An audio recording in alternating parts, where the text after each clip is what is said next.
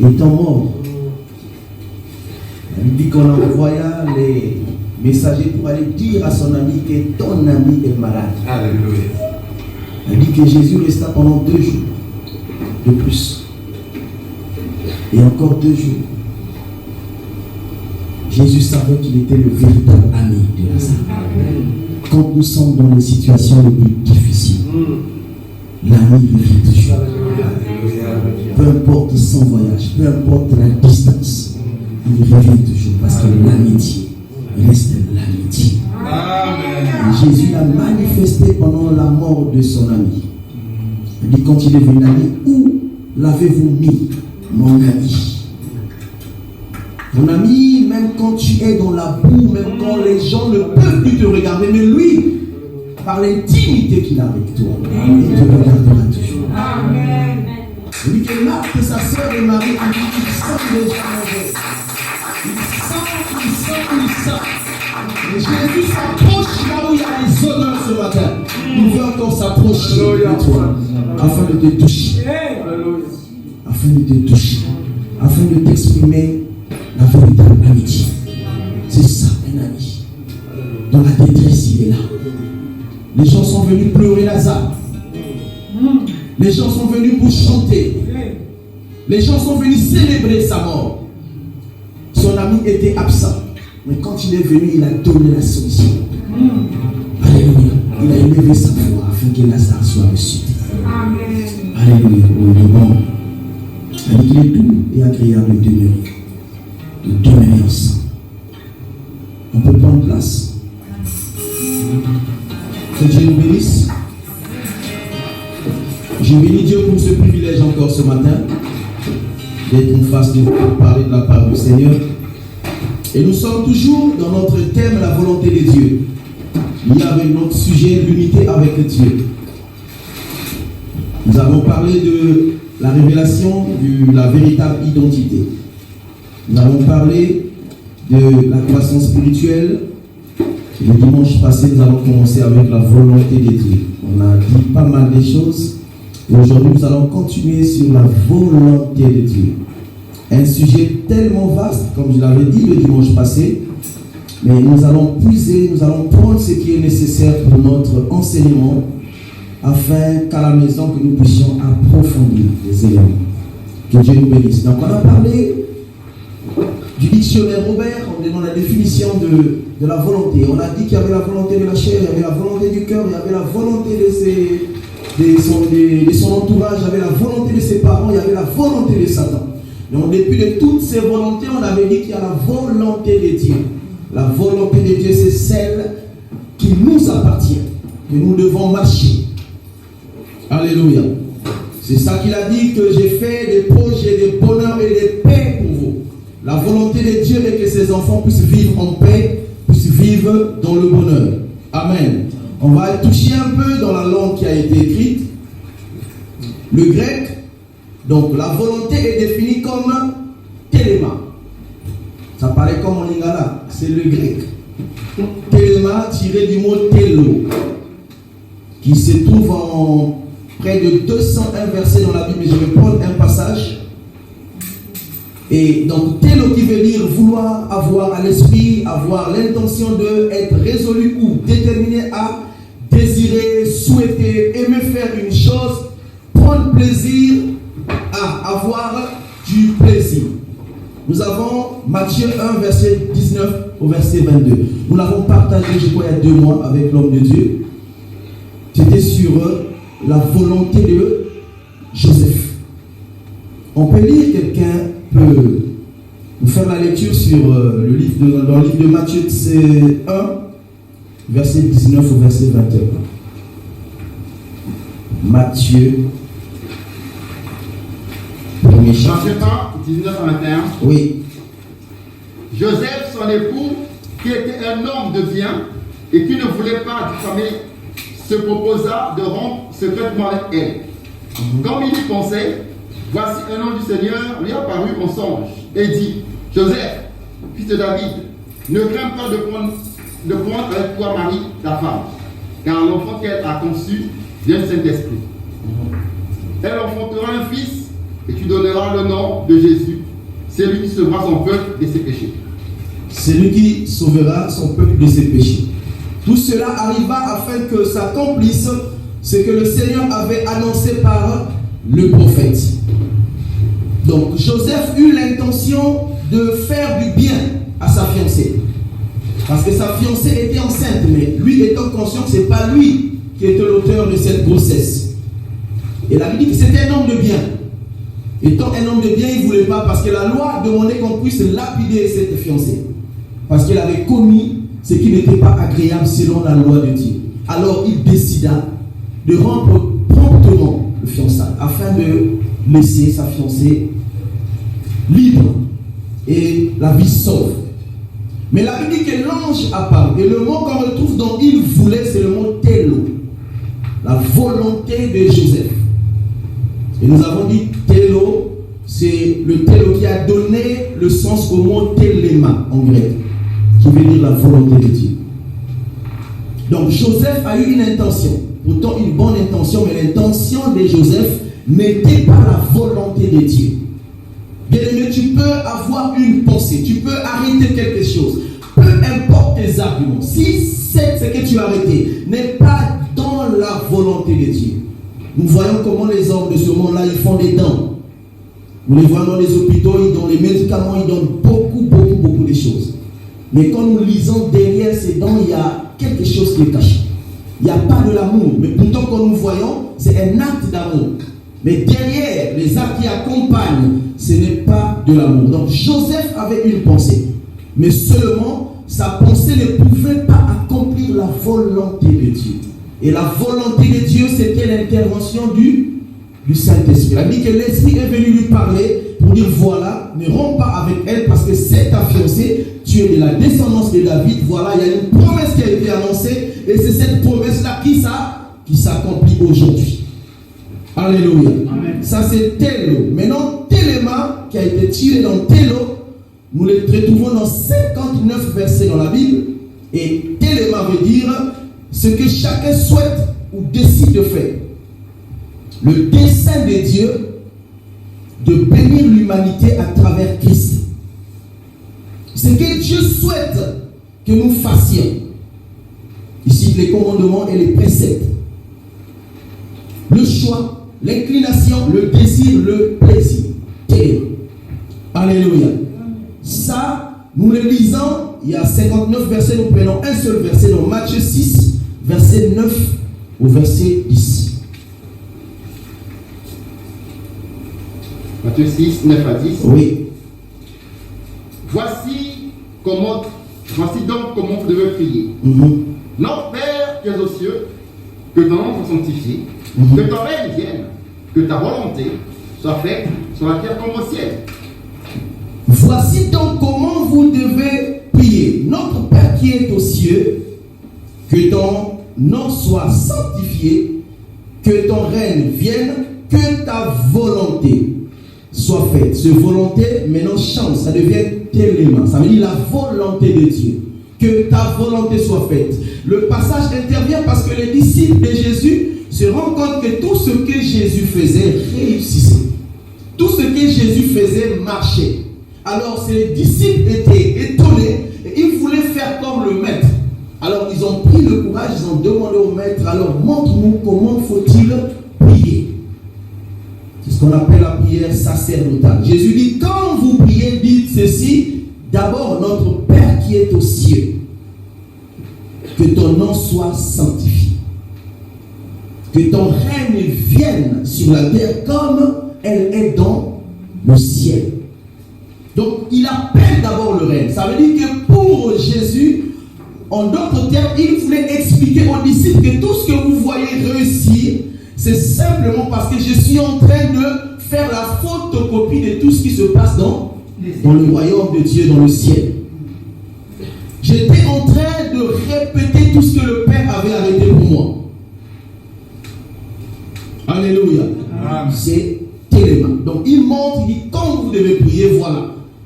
Le calva, ce n'est pas la répétition de cette prière. Non, c'était un modèle que Christ avait montré aux disciples afin quand vous allez prier, sachez que la première des choses, que la personne que vous allez vous approcher de lui, c'est une personne qui est sainte. Et si vous voulez vraiment le parler, il faut d'abord que vous soyez saint.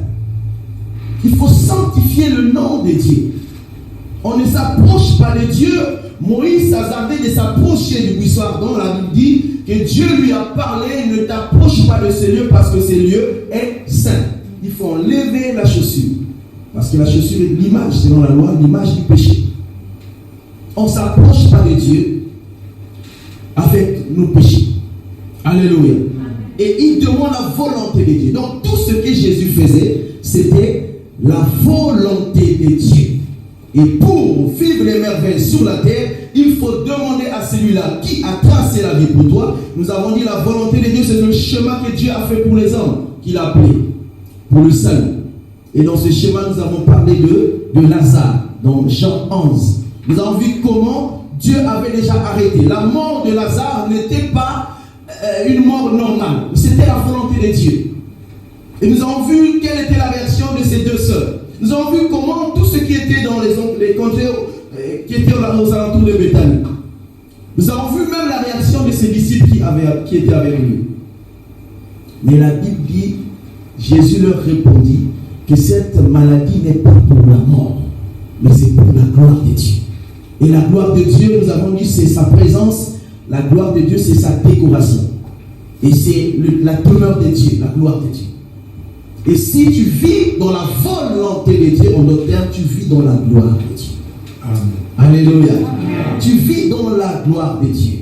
Et nous avons dit aussi, nous allons dire d'ailleurs que la volonté de Dieu est aussi un choix. Alléluia. La volonté de Dieu, c'est comme on peut parler de l'adoration. L'adoration reste l'adoration tant que l'adorateur ne rentre pas en contact avec l'adoration. Parce que la Bible dit que ce que Jean a vu dans l'île de Patmos, il voyait des anges adorer autour de Jésus. Il voyait des gens autour de lui en train d'adorer. Ça veut dire que si l'humain ne se lève pas pour adorer, l'adoration va exister. Alléluia. Il y a toujours. La Bible dit que si vous ne me louez pas, je vais susciter les pierres pour la louange.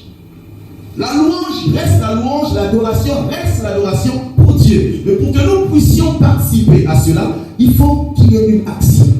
C'est pourquoi j'ai dit, la volonté de Dieu, c'est aussi un choix. Un choix. Et nous devons choisir. Il y a la part de Dieu, il y a la part de l'homme. Pour que la volonté de Dieu s'accomplisse, il faut que l'homme puisse entrer en action. Alléluia. Nous savons que dans une vente, il y a un mouvement. Il y a le vendeur et le client, n'est-ce pas? Pour que la vente soit mise en valeur, il faut qu'il y ait la caisse. C'est-à-dire qu'il faut que celui qui vend, il reçoive son argent.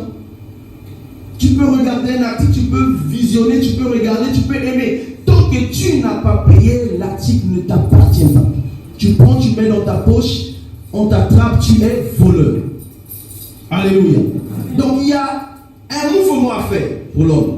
Pour que la volonté de Dieu s'accomplisse dans la vie de ceux qu'il a choisis, il faut qu'il y ait un mouvement.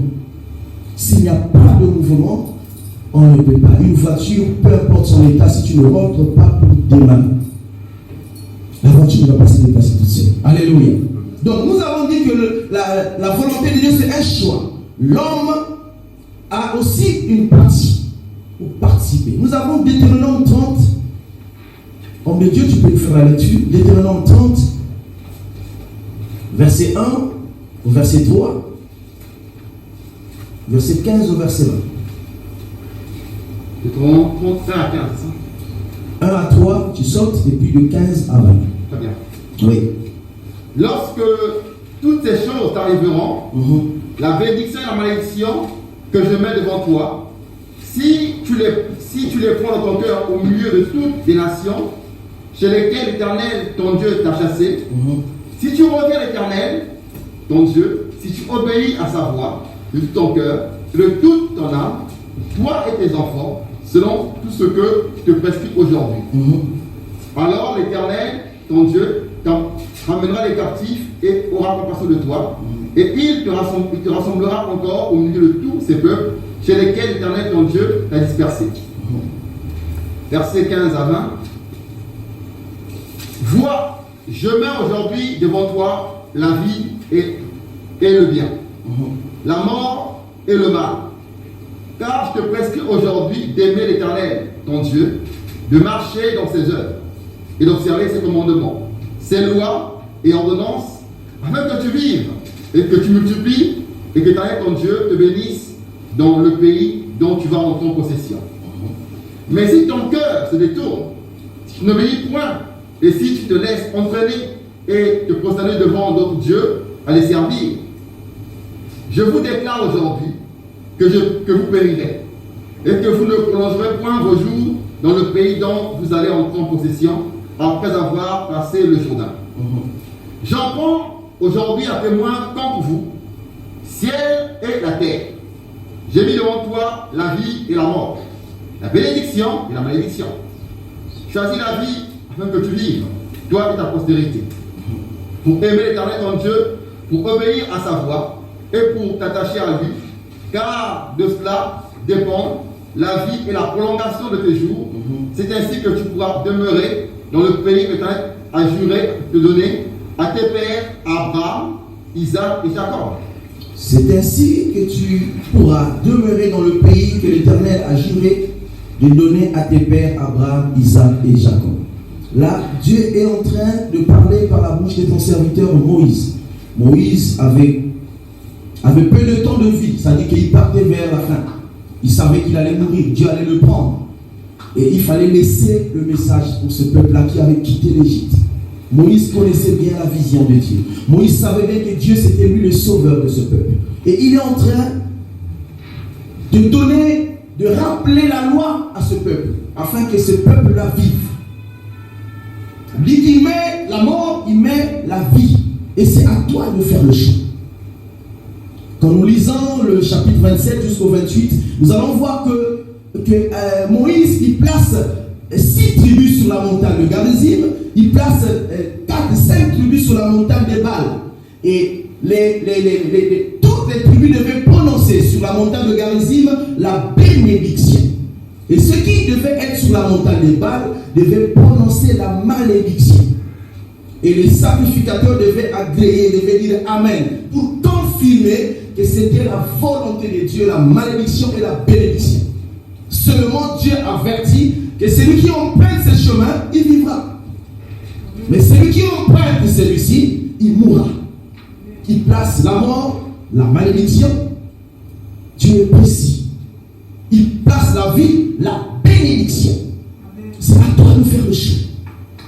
Mais quand nous voyons la vie de ce peuple, ils étaient dans la débauche. Malgré ce qu'ils voyaient, malgré la loi qu'ils avaient, ils ne respectaient pas la loi de Dieu. Donc nous avons vu qu'il y a la part de l'homme, bien qu'il y a la part de Dieu. Elle dit que la volonté de Dieu est que tous nous puissions parvenir au salut et à la connaissance de sa parole. Alléluia. Dieu est là, son amour est là. Et pour que son amour entre en action, il a besoin de l'homme que tu es. Il faut que tu participes à cela. Alléluia. Et nous disons aussi que la volonté de Dieu est pour tout le monde. Que ce soit les méchants, que ce soit les croyants, la volonté de Dieu est que tout le monde puisse participer au salut. Et là, j'ai toujours signalé, de chrétiens que nous sommes, souvent nous avons la mauvaise habitude de critiquer tous ceux-là qui ne sont pas dans le Seigneur. Tous ceux-là qui ne marchent pas dans les mêmes assemblées que nous. Souvent on les critique. Souvent on les injurie. Souvent on les attribue des noms. Alléluia. Mais la volonté de Dieu est pour tout le monde. Tout le monde. Que tu sois chrétien, que tu sois païen. Aujourd'hui tu viens à l'église. Celui-là qui est dans la débauche. Celui qui est dans la dureté, s'il ne connaît pas, il ne comprend pas. Un jour, s'il s'élève, s'il comprend les choses de Dieu, il se met sur ce chemin, Dieu le pardonne et Dieu le sauve. Nous avons le cas de Saul de Tarse. Saul n'avait pas encore compris. Il luttait. Il persécutait l'église. Mais le jour, il avait des noms, certainement qu'on lui donnait. Dès qu'on le voyait, vous voyez même après sa conversion, les gens avaient toujours peur de lui. Il avait certainement reçu des noms. Assassin, criminel. Mais le jour-là, quand Dieu l'a appelé, l'a touché, c'est lui qui est devenu le canon aujourd'hui des choses qu'on peut s'exprimer tranquillement dans la parole, dans les épis. C'est lui qui a beaucoup est pour que tout le monde soit sauvé. Nous avons l'exemple de l'arche. On a dit que Dieu a vu la fin de toutes choses. Il a vu que le monde devait se noyer dans la pluie qui devait tomber pendant 40 jours et 40 nuits. Qu'il devait détruire le monde. Et il passe le message par Noé pour avertir tout le monde. Tout le monde. Il fallait que tout le monde écoute, il y a quelque chose qui arrive. Et par là, nous voyons l'amour de Dieu. Pour tout le Dieu n'a pas fait le choix de quelques personnes afin qu'ils soient au courant. Tout le monde. Il dit que Noé s'est levé tout le matin, il parlait. Il y a quelque chose qui va arriver. Venez, nous allons construire l'arche sur la montagne. Malheureusement, comme aujourd'hui, on chante. Les gens entendent la voix de l'Éternel, mais l'homme est dur pour écouter la voix de l'Éternel. Nous avons Ézéchiel 18, verset 21 au verset 23, frère. Pour appuyer cela, Ézéchiel 18, verset 21 au verset 23.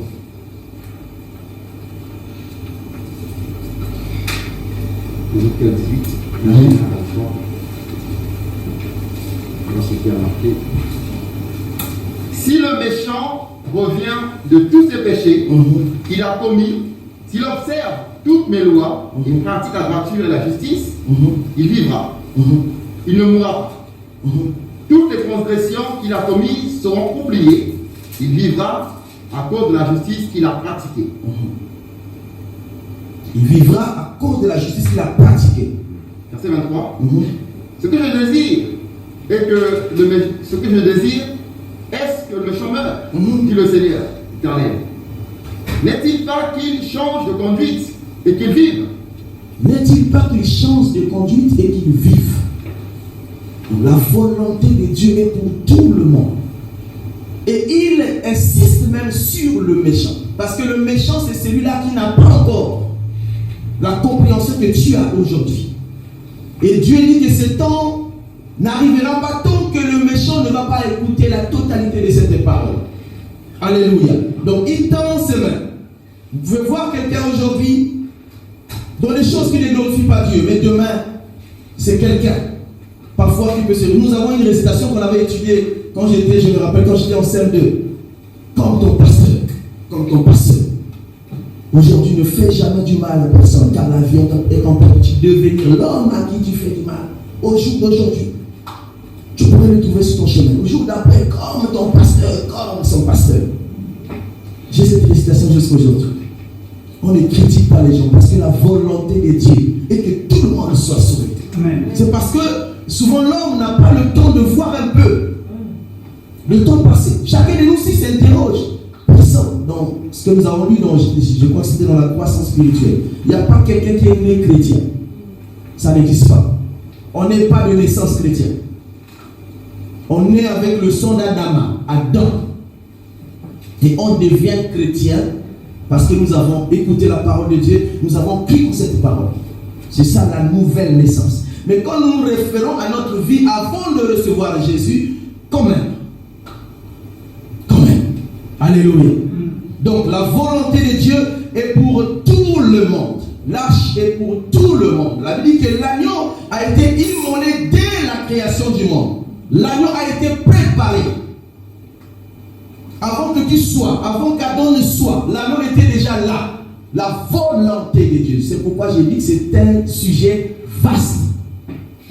Alléluia. Amen. Jésus était déjà là. C'est ce que Apocalypse 5 nous présente. Paul est allé, il a vu des choses. Il a vu le salut. Il n'y avait personne. Il a dit qu'il n'y avait personne pour ouvrir le livre, même de le regarder. L'acte des ordonnances qui nous condamnait, il n'y avait personne pour accepter d'aller donner sa vie. Et nous savons que l'ange n'a dit ne pleure point. Voici le lion de la tribu de Juda, le rejeton de David, celui qui a vécu à la croix. Sinon j'en pleurais. Il ne savait pas en fait.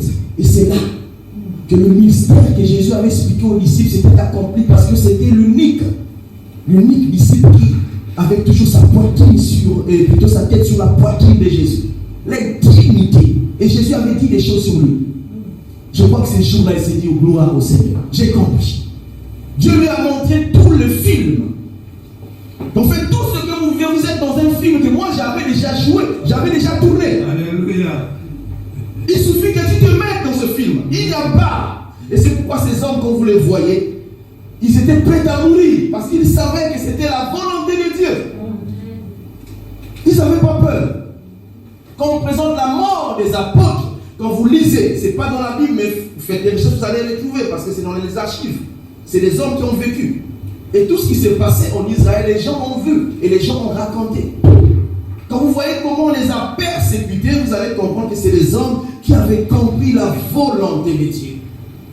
Ils n'avaient pas la compréhension, mais quand ils ont reçu la promesse, le Saint-Esprit, ils avaient compris que c'était ça. C'était des gens qui pouvaient lui pointer l'arme comme ça, ils n'avaient pas peur de mourir. Parce qu'ils savaient que quelqu'un qui est dans la volonté de Dieu ne meurt pas tant que son temps n'est pas arrivé. Amen. C'est pourquoi Jésus, même quand on lui dit, les disciples lui demandent, mais tu viens encore retourner. Là-bas, on veut te tuer. Il dit, mais n'y a-t-il pas 12 heures pour le jour et 12 heures pour la nuit? Et tant que nous allons marcher pendant la nuit, nous n'allons pas brancher. Mais si nous marchons pendant la nuit, nous allons brancher parce que la lumière est pour le jour. Donc Jésus savait que même si les gens voulaient les tuer, ce n'était pas le jour de sa mort. Parce qu'il y avait encore des choses à faire. Bien aimé, quelqu'un ne peut pas t'enterrer vivant tant que ton jour n'est pas encore arrivé. Parce que la volonté de Dieu, c'est celle qui s'accomplit dans la vie de la personne qui l'a choisie. Et qui l'a envoyé pour une mission bien déterminée. Donc la mission n'est pas finie. Donc le film n'est pas encore fini. Tu es encore là, tu es l'acteur principal de ton film. Tu meurs, le film, c'est fini, à Cabo. Alléluia. Donc nous devons vivre. Alléluia. Donc nous avons compris que la volonté de Dieu, c'est pour tout le monde. C'est pour les méchants, c'est pour tout le monde. Nous avons 1 Timothée 2, verset 1 au verset 5. Yes. 1 Timothée chapitre 2. C'est des éléments importants pour retenir dans l'enseignement. Ça va nous aider à nous repérer dans la volonté de Dieu. Yes. Voilà ce qui a marqué dans 1 Timothée chapitre 2, verset 5. 1 à 5. 1 à 5, d'accord. Ouais. J'exhorte donc, avant toute chose, à faire des prières, des supplications, des requêtes, d'actions de grâce pour tous les hommes, pour les rois, pour ceux qui sont élevés en dignité, afin que nous menions une vie paisible et tranquille, en toute piété et honnêteté. Cela est bon et agréable devant Dieu, notre Sauveur, qui veut que tous les hommes soient sauvés et parviennent à la connaissance de la vérité. Car il y a un seul Dieu et aussi un seul médiateur entre Dieu et les hommes, Jésus-Christ, homme. Parole du Seigneur. Amen. Il y a un seul Dieu, un seul médiateur. Et la Bible, j'aime bien cette version. Que la volonté de Dieu est que tout le monde soit sauvé. Et il ajoute. Et nous avons dit, je crois que c'était sur le premier enseignement, que le salut, croire et recevoir la parole et croire, ça ne suffit pas. Il y a des éléments ajoutés. Parce qu'on peut perdre le salut. Alléluia. Il dit, quand tu es sauvé, et il y a la connaissance. Il faut ajouter la connaissance pour ton salut. Je prends un exemple simple. Nous sommes à Nice, nous avons l'océan à côté. Et pour ceux qui ne savent pas nager, tu te retrouves à au moins 10 km du bord de l'océan. On te jette comme ça dans l'eau. Tu ne sais pas nager. Tu tournes, tu vas avaler. À un moment donné, tu vas voir la mort, n'est-ce pas? C'est la mort. Alléluia. Mais pendant que tu es en train de regarder, que tu es en train de mourir, quelqu'un vient, que tu ne t'attendais pas, vient ici. Il t'amène de l'autre côté. Et quand tu es sauvé, tu fais quoi? Tu fais quoi après? Tu prends la conscience du danger. Après, tu dois apprendre à nager. Parce qu'il peut arriver que prochainement que tu tombes dans la même condition et que la personne qui t'a sauvé ne sera pas là. C'est ce que Dieu en fait. fait, vous me dites, ça c'est un terme simple. Quand nous sommes sauvés, nous devons avoir la connaissance du royaume de Dieu. C'est cette connaissance-là qui devient une arme pour nous. L'homme de Dieu nous a parlé du combat spirituel. Parce que Dieu sait qu'il y a des attaques, il y a des problèmes qui arrivent. Et quand tu es dans le royaume, j'ai dit ça, je crois, la fois passée, quand nous avons cru, quand nous sommes en Jésus, en fait, c'est le début du commencement du combat spirituel. Parce que sur la terre, l'homme est au centre des attaques, de toutes les attaques. Nous avons parlé de la volonté de la chair, la volonté du cœur, la volonté de l'entourage, la volonté de Satan. Tout cela a pour but d'atteindre l'homme que nous sommes. Donc il y a plusieurs volontés qui veulent gagner l'homme. Mais pour que tu ne puisses pas être gagné par toutes ces volontés, il faut que tu aies la connaissance de la parole de Dieu. Nous savons Jésus, après son baptême, il est allé, a dit ton esprit a été transporté et Satan est apparu. Il a commencé à communiquer les choses. La parole de Dieu. Satan connaît bien la parole de Dieu. Bien aimé, nous ne nous trompons pas. Satan connaît la parole de Dieu. Lisez bien Ézéchiel 28, vous allez comprendre qui est Satan. Une personne ordinaire ne peut pas faire face à Satan. Il connaît la parole parce qu'il était là avec Dieu. C'est lui qui tenait le son à la perfection. C'était lui, Lucifer. Mais si tu ne connais pas, la Bible, il a sorti la parole de Dieu. Mais Jésus a répondu par la parole de Dieu. Il est écrit. C'est vrai, aujourd'hui nous avons beaucoup d'églises. Beaucoup de gens qui sortent et qui sortent le nom de Jésus, mais au fond, ils ne sont pas de Jésus. Mais ils ont la connaissance. Quand vous lisez, quand vous les écoutez, vous sentez que celui-là, il a travaillé sur la Bible. Il a beaucoup lu la parole de Dieu.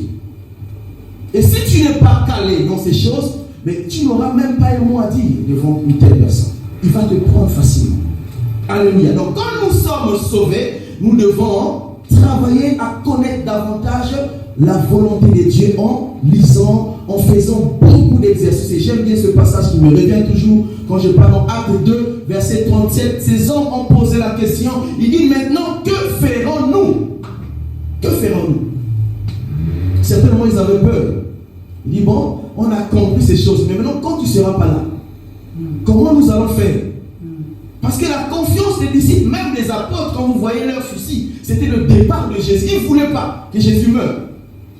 Comment nous allons devenir? Nous voyons les deux disciples sur le chemin d'Emmaüs. Tout dessus. Pour eux, c'est Jésus qui allait tout faire. Tout le long de leur vie. C'est Jésus qui devait agir.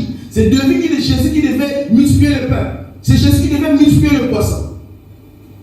Mais suivez leur conversation. C'est comme s'ils n'avaient rien compris de tout ce que Jésus avait donné comme enseignement.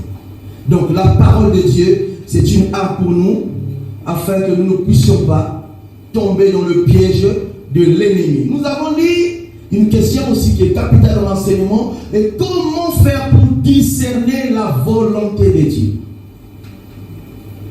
Alléluia. Moi, personnellement, la première fois quand j'ai écouté l'enseignement, j'attendais l'enseignant arriver là. Parce que oui, j'ai tout compris. Maintenant, comment je dois faire? Parce que pendant qu'il parlait, en fait, je me posais beaucoup de questions. Comment faut-il faire? Dans un adage, on dit, on montre à un enfant le péché. Mais on ne lui donne pas de temps en temps le poisson. Il faut montrer. Comment nous devons faire? Alléluia. Comment faire pour discerner la volonté de Dieu? Nous avons Genèse 2, 7, homme de Dieu. Genèse 2, 7. Tu sautes 15 après, de 15 à 17 ans. Genèse chapitre 2, 7. verset 7, on va lire. L'Éternel, Dieu forma l'homme de la poussière de la terre. Il souffla dans ses narines un souffle de vie, et l'homme devint un vivant. Regarde le 15. Verset 15 à 17. L'Éternel Dieu prit l'homme et le plaça dans le jardin d'Éden pour le cultiver et le garder. L'Éternel Dieu donna cet ordre à l'homme: tu pourras manger de tous les arbres du jardin, mais tu ne mangeras pas de l'arbre de la connaissance du bien et du mal. Car le jour où tu en mangeras, tu mourras. Jusqu'au verset 17. 17. Le jour où tu en mangeras, tu mourras certainement. Il n'y a pas certainement dans la Bible. Non, tu mourras. Ah ouais, excuse-moi. Tu mourras certainement, c'est la certitude. Il avait averti à Adam, il a donné un interdit que le jour où tu vas manger, c'est Dieu qui parle. C'est le jour où tu vas manger, tu vas mourir. Tu vas mourir. Et nous voyons dans la suite, dans Genèse 3, je crois qu'on avait lu ça le dimanche passé, 3 de 1 à 7, comment la femme a été séduite par le serpent. On peut lire en défi, c'est toujours bien. Genèse 3, 1 à 7. Le serpent était le plus rusé des tous les animaux des champs que l'Éternel avait fait. Il dit à la femme, Dieu a-t-il réellement dit que vous ne mangerez pas de tous les arbres du jardin? La femme répondit au serpent, nous mangerons du fruit des arbres du jardin. Mais quant au fruit de l'arbre qui est au milieu du jardin, Dieu a dit, vous ne mangerez point et vous ne toucherez point, de peur que vous ne mourrez. Alors le serpent et la femme, vous ne mourrez point. Mais Dieu sait que le jour où vous en mangerez, vos yeux s'ouvriront et vous serez comme des dieux, connaissant le bien et le mal.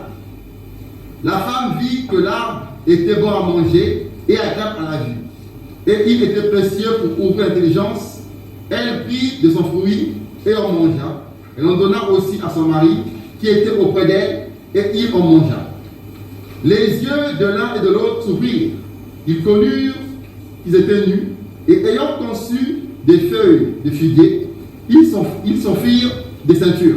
Parole du Seigneur. Amen. Là, la Bible est en train de nous mentionner quelque chose de très très important. Il parle de la loi qu'il a établie dans l'homme qu'il avait placé dans le jardin, et ensuite il parle du comportement de l'homme, malgré qu'il y avait la loi. Dieu avait parlé à l'homme. Ils avaient la connaissance de la loi de Dieu. Mais Satan est venu, il a injecté une parole. Et quand ils ont écouté, quand la femme écoutait la parole de Satan, elle a obéi à cette parole. Elle a dit qu'ils se sont rendus compte qu'ils étaient nus. Et leurs yeux s'ouvrirent. Et j'ai pris le discernement, le premier élément, j'ai pris d'abord le Saint-Esprit. Et j'ai pris ce passage pour nous expliquer comment, quand est-ce qu'il y avait rupture de la connexion entre Dieu et l'homme. C'est à partir du péché. Quand la Bible dit que leurs yeux s'ouvrirent, ce n'est pas dire qu'ils avaient les yeux fermés. Mais la Bible parle de l'intelligence. Parce que souvenez-vous, quand Dieu parle qu'il a créé Adam, Adam c'est de l'argile. Quand nous avons parlé de l'argile, quand il a envoyé Jérémie chez le potier, en fait, il voulait ramener Jérémie à comprendre la création. C'est l'ordre des choses.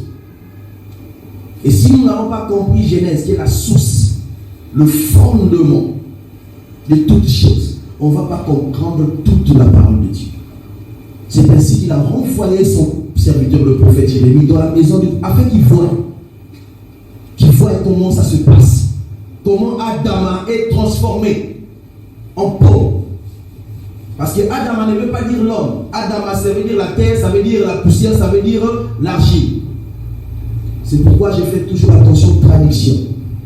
L'homme c'est Ish et la femme c'est Isha en hébreu. C'est pas l'homme, c'était de l'argile, Adam. Et dans l'argile, il y avait déjà la femme, il y avait déjà l'homme. Donc il y avait Ish et Isha. Alléluia. Donc il a pris de l'argile et il a façonné, il a fait l'homme et la femme. Et il a donné les instructions.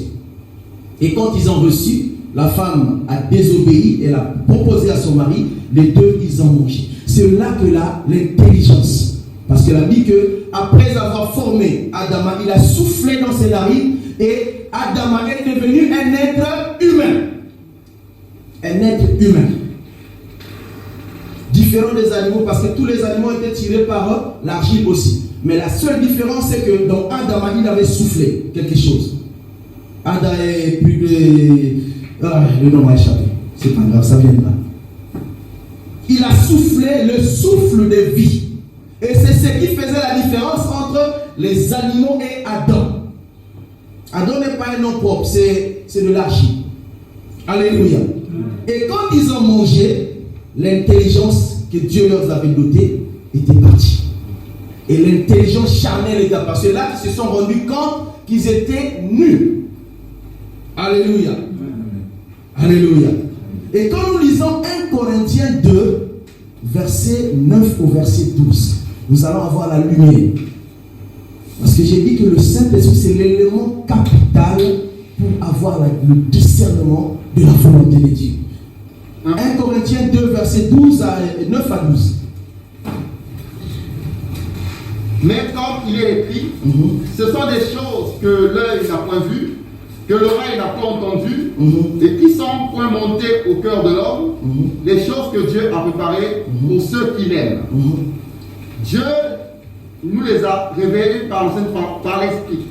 Car l'Esprit sent le tout, même les profondeurs de Dieu.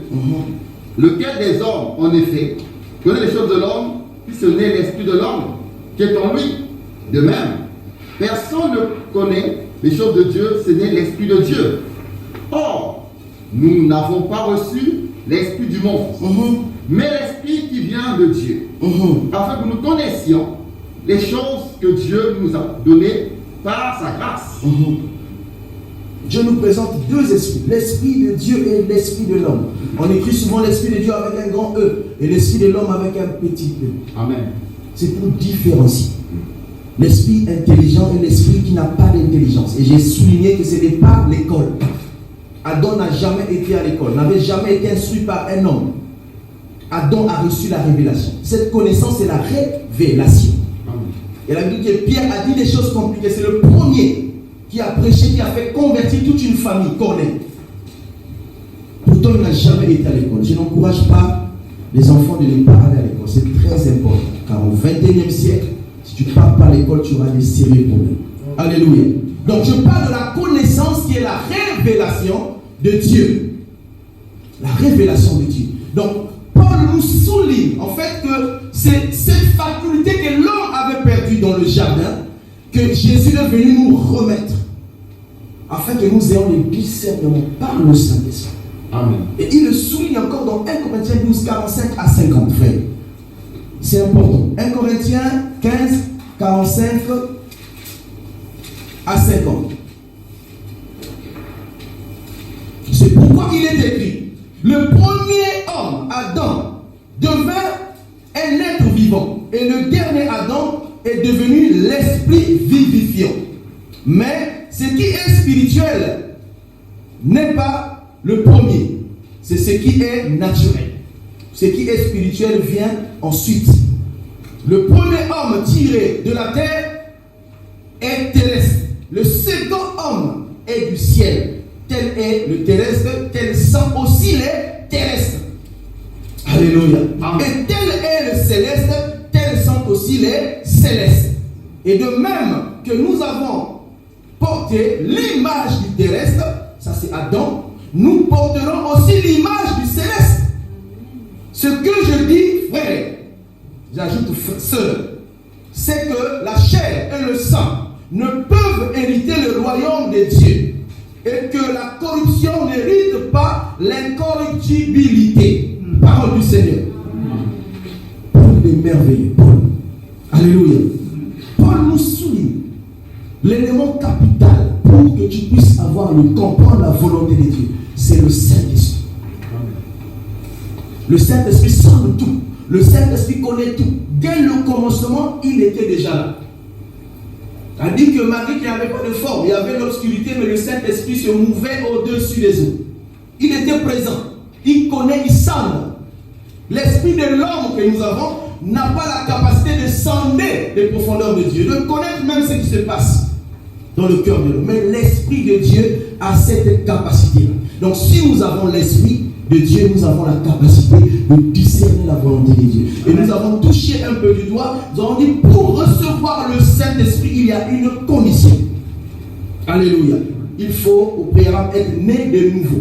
Il faut passer par la conversion, la repentance. Métanoïa, changement de mentalité. Parce qu'avec la mentalité que nous avons reçue d'Adam, ça ne peut pas nous amener à la compréhension des choses spirituelles. Il faut d'abord changer, il faut formater. Enlever tout ce que tu as, ce qu'on appelle le vieil homme. Alléluia. Amen. et que tu sois habité par le Saint-Esprit. Donc la vraie repentance. Et nous avons parlé pendant le partage, et c'est vrai que tous nous sommes habités par le Saint-Esprit. Et nous avons dit Galates 5, n'est-ce pas? Pour essayer de voir si nous avons le Saint-Esprit. Heureusement que la Bible a tout dit. Il faut regarder. Si tu portes ces fruits, si tu ne les portes pas, désolé, il faut chercher. La grâce c'est que Dieu, il tend toujours ses mains. Il attend. Alléluia. Et il y a aussi un élément, et nous pouvons prendre, nous avons parlé, il y a aussi un élément qui est la parole de Dieu. Pour connaître la volonté de Dieu, il faut connaître la parole de Dieu. Parce que Dieu se révèle par sa parole. Alléluia. Dieu se révèle par sa parole. Josué 1, verset 8, la Bible dit, après la mort de son serviteur Moïse, il a parlé à Josué. Il a dit, lève-toi. Vas-y, c'était la mission de Moïse qu'il allait continuer. Mais seulement, pour que tu arrives à la destination à Canaan, il faut que tu médites ce livre de la loi, jour et nuit, afin que tu réussisses dans tes entreprises.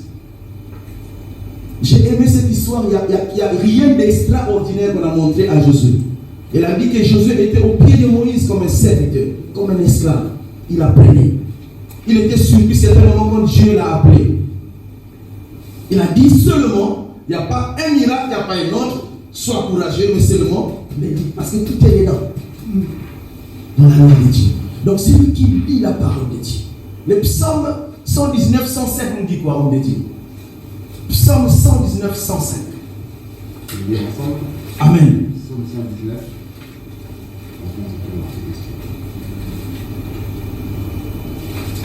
Voilà, c'est marqué.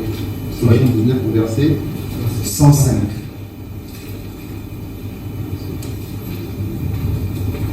Voilà.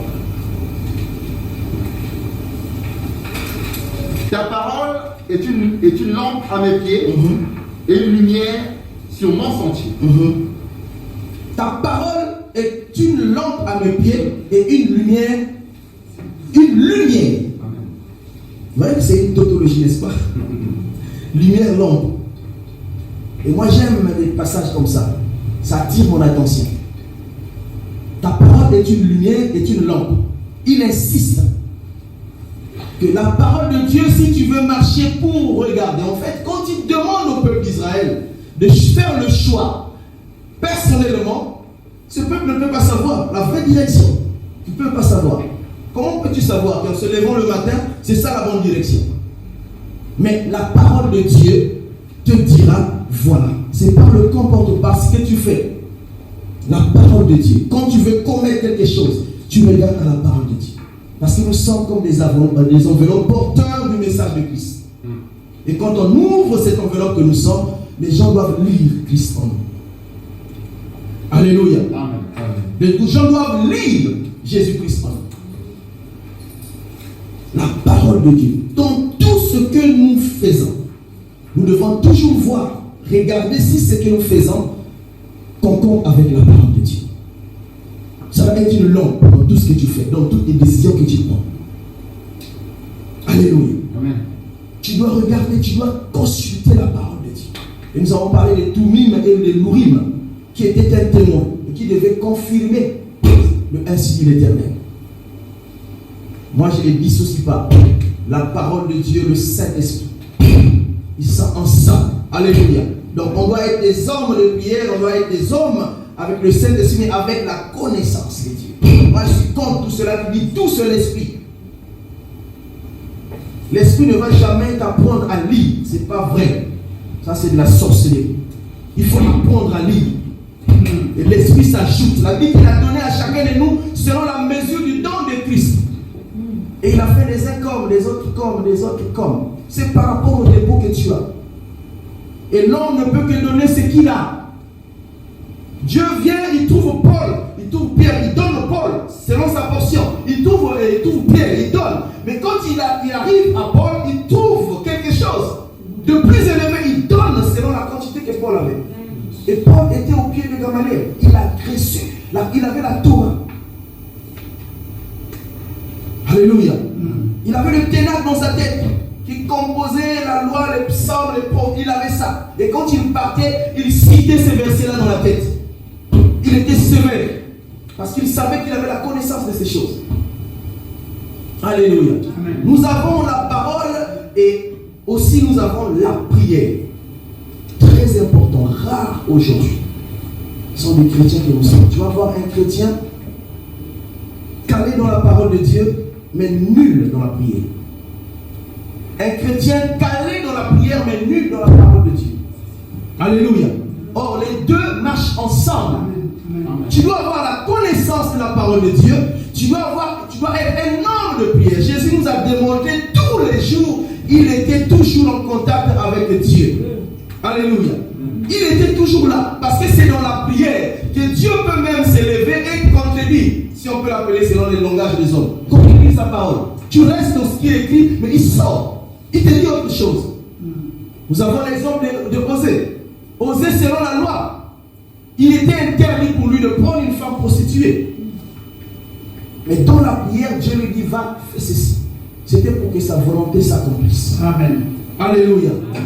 La volonté de Dieu. Et nous avons vu dans l'histoire de Jean 11, comment la volonté de Dieu est passée à travers et que les hommes n'ont pas compris. La volonté de Dieu peut tuer quelqu'un. Alléluia. C'est que l'homme a peur. C'est que l'homme ne veut pas. Mais dans la volonté, dans le passage de la volonté de Dieu, il peut tuer. Alléluia.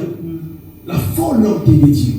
Bien aimé, il faut désirer dans la prière, dans la parole, le Saint-Esprit. Nous allons comprendre les choses. Nous voyons comment, même Pierre, selon la conception qu'il avait reçue, parce qu'il avait le respect pour le maître, il dit que sur le toit de sa maison, pendant qu'il était en train de prier, Dieu lui révèle de manger les animaux impurs. Ce qui était contraire à la parole de Dieu.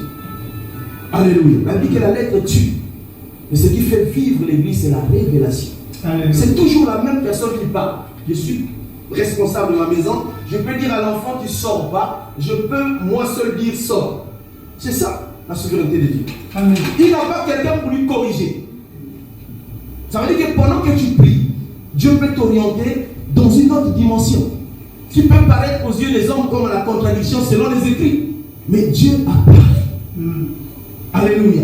La prière, c'est très très important. J'ai noté les aînés dans la foi. Les aînés dans la foi. C'est là le problème que nous avons en tant qu'humains.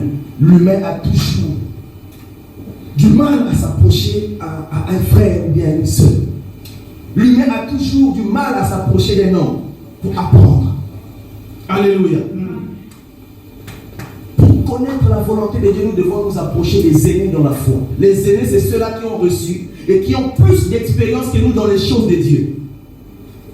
Tu peux avoir quelque chose, Dieu peut te montrer, tu arrives, tu n'arrives pas à discerner. Tu vas voir ton pasteur, tu peux discuter avec lui.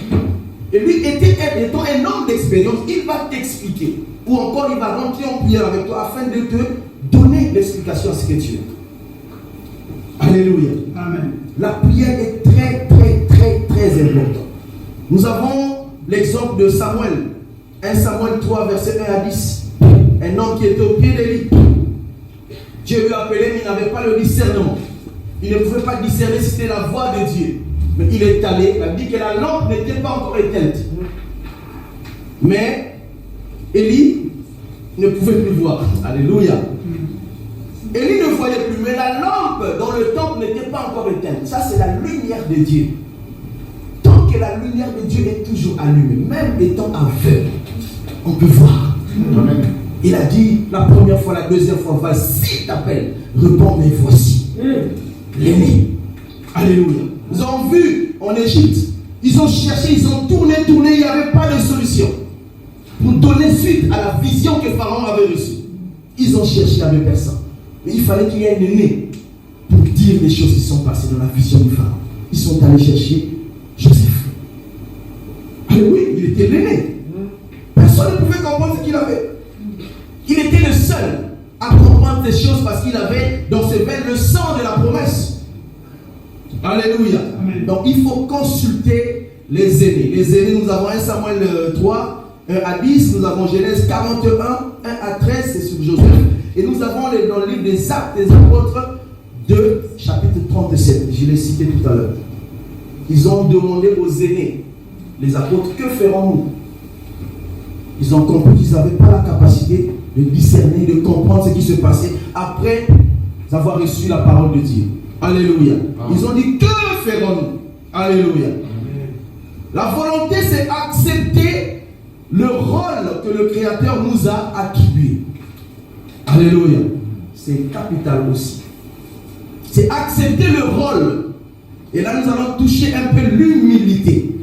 L'humilité qui précède la gloire. Parce que nous avons dit la gloire, c'est la présence, la gloire, c'est la décoration de Dieu. Celui qui n'a pas l'humilité ne vivra pas dans la volonté de Dieu. Alléluia.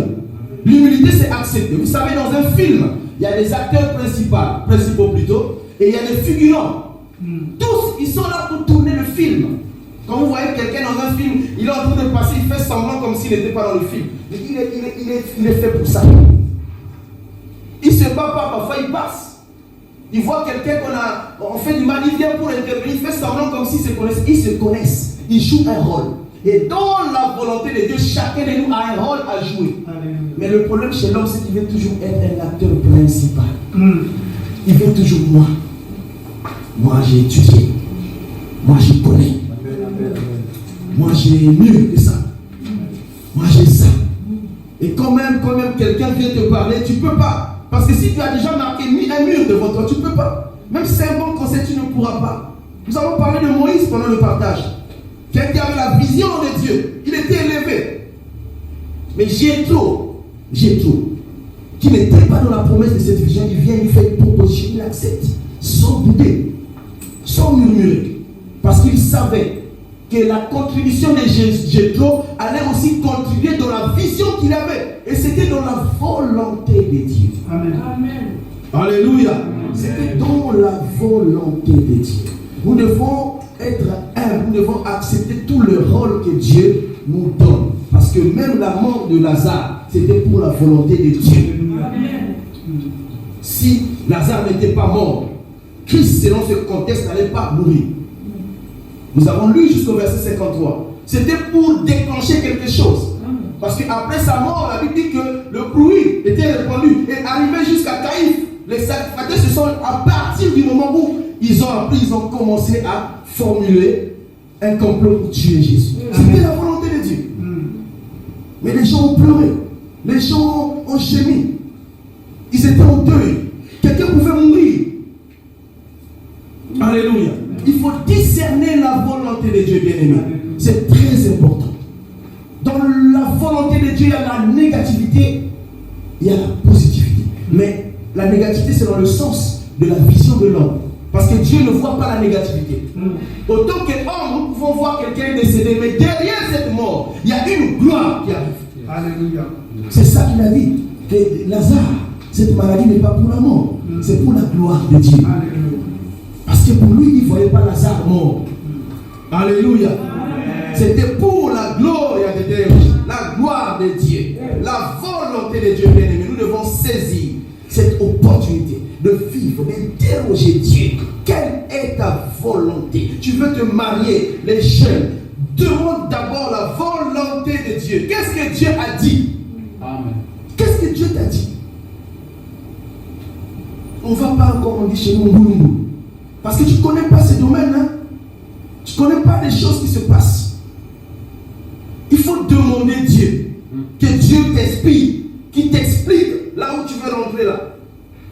Afin que tu comprennes. Quand tu vas être là, on appelle ça, nous on passe après l'association Kangamoté. Quand tu rentres là, tu dois avoir un gros cœur. Le gros cœur, c'est dans le sens figuré, comprenez? C'est-à-dire que tu dois être quelqu'un qui doit accepter tout. On peut cracher sur toi. Tu vas avoir des enfants, un enfant grandit, un enfant commence à te désobéir. J'ai vu le papa qui frappait les enfants. Il ne pouvait pas imaginer dans sa tête qu'un enfant qu'il a vu bébé grandir et lui faire des choses. Le mariage, il faut demander Dieu. Tu veux aller à l'école, tu veux faire une option, tu veux aller, il faut demander Dieu. Il faut interroger Dieu. C'est très, très, très important. Alléluia. Marthe, Marie, tous ceux qui étaient là, c'était des figurants. L'acteur principal, c'était Jésus. Alléluia. Il ne savait pas. Et quand Jésus arrive, il dit, n'étais-je pas dit que je suis? Je suis. N'étais-je pas dit? Oui, je sais, mais quand Lazare, après, dans ce que tu nous avais enseigné, je sais qu'il va ressusciter parce que c'était un homme. Non, je ne dis pas de ce temps, je dis maintenant. Je suis maintenant. C'est le présent, ce n'est pas le futur. Maintenant, je suis la résurrection et la vie. Jésus pleura. Jésus pleure parce qu'il ne trouvait pas le terrain. Mais comme il avait son ami qui l'aimait beaucoup, il voulait bien le voir. Il a dit, bon, montrez-moi l'homme Lazare. Je suis venu, j'ai fait semblant. Mise en scène. J'ai fait semblant de regarder si il y avait encore une notion, mais j'ai trouvé aucune notion. Mais non, amen. Et quand il prie, tout est défini dans sa prière. Il lève les mains vers les cieux, il dit, voici, je sais que tu m'exauces. Je n'ai pas besoin de lever mes mains. Parce que je sais, j'ai déjà vu ça. Lazare n'était pas mort. Pour eux, ils sont morts. Il est mort. Mais pour moi, il n'est pas mort. Alléluia. Amen. Est-ce qu'on peut acclamer pour le roi des rois?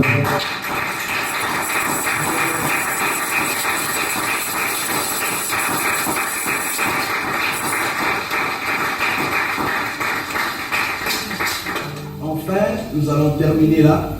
Vous savez, les bonnes choses ont fini. Le Dieu jamais plutôt.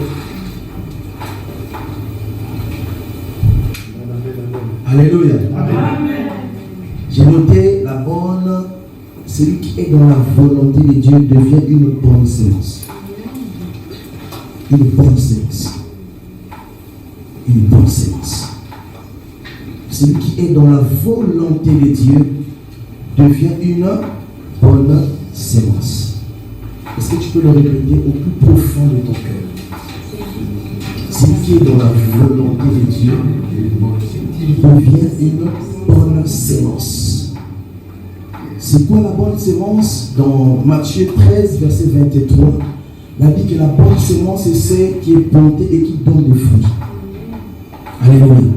La bonne sémence, l'opposé de la bonne sémence, c'est la mauvaise sémence. La mauvaise sémence ne donne pas de fruits.